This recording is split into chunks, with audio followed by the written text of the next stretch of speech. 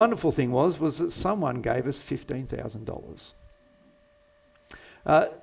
Let me say, the money wasn't in an envelope, and I tripped over it as we were kind of walking to the park with the kids. What actually happened was the money came through the offer of a generous friend who they just made their house vacant. They said, you can live in our house at a significantly reduced rent.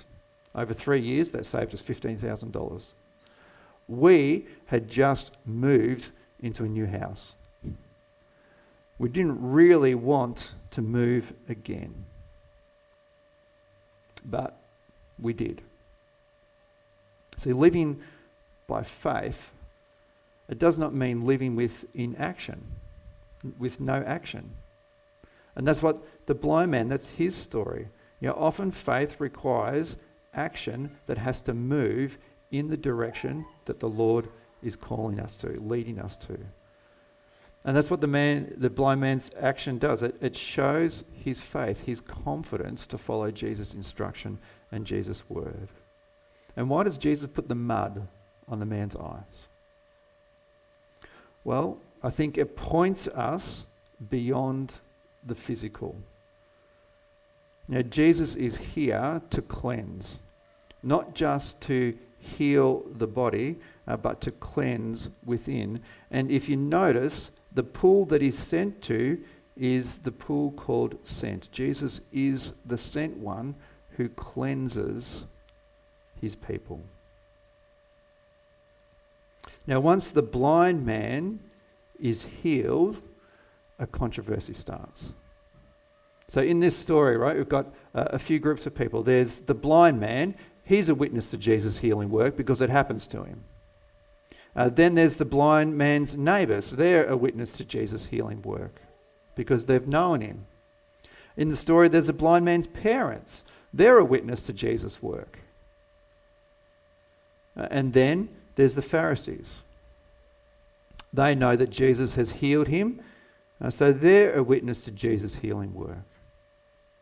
And out of all those groups of people, we're told of only one who responds to Jesus.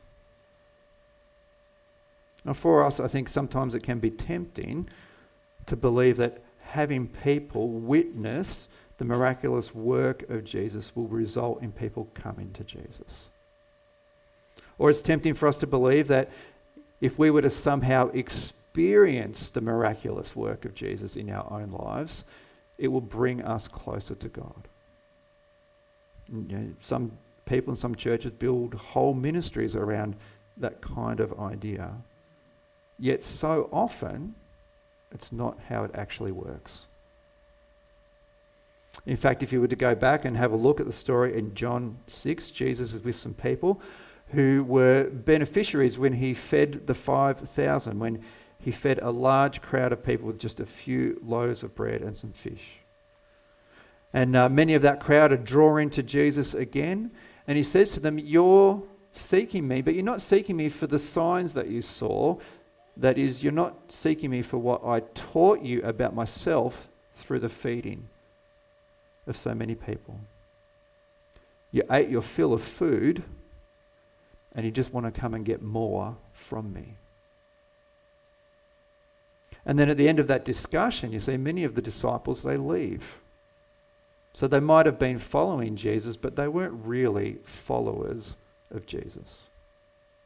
And here you've got these people, the parents, after a lifetime of their son being blind, their strongest drive is their fear of falling out of favour with the spiritual leaders, the Pharisees. And then years after years of spiritual training, the Pharisees, their strongest drive is anger that their regulations are not being followed. We need far more than spiritual experiences. What we need is spiritual transformation. We need that born again experience that we talked about last week. We need hearts and minds that can see Jesus for who he is. Like the mud was washed from the eyes.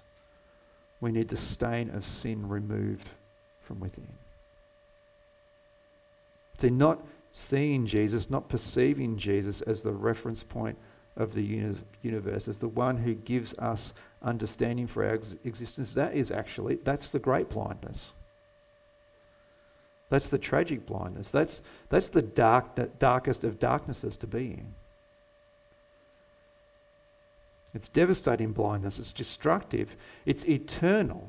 It's the most significant blindnesses of all human blindness. And that's what this story is all about. That's why the man was born blind. That's why John put this encounter in his story of Jesus. He wants us to see Jesus, the cleanser of sin, so that we can see the true realities of life with God. Now think a moment about the story of the Pharisees. Verse 32. 27. The man's talking, the blind man who now sees, is talking with the Pharisees. He answered them, "I've told you already, and you would not listen. Why do you want to hear it again? Do you also want to become his disciples?" And they reviled him, saying, "You are his disciple, but we are disciples of Moses. We know that God has spoken to Moses, but as for this man, we do not know where he comes from." The man answered, "Why, this is an amazing thing. You do not know where he comes from, and yet he opened my eyes. We know that God does not listen to the Spirit of God and does his will. God listens to him. Never since the world began has it been heard that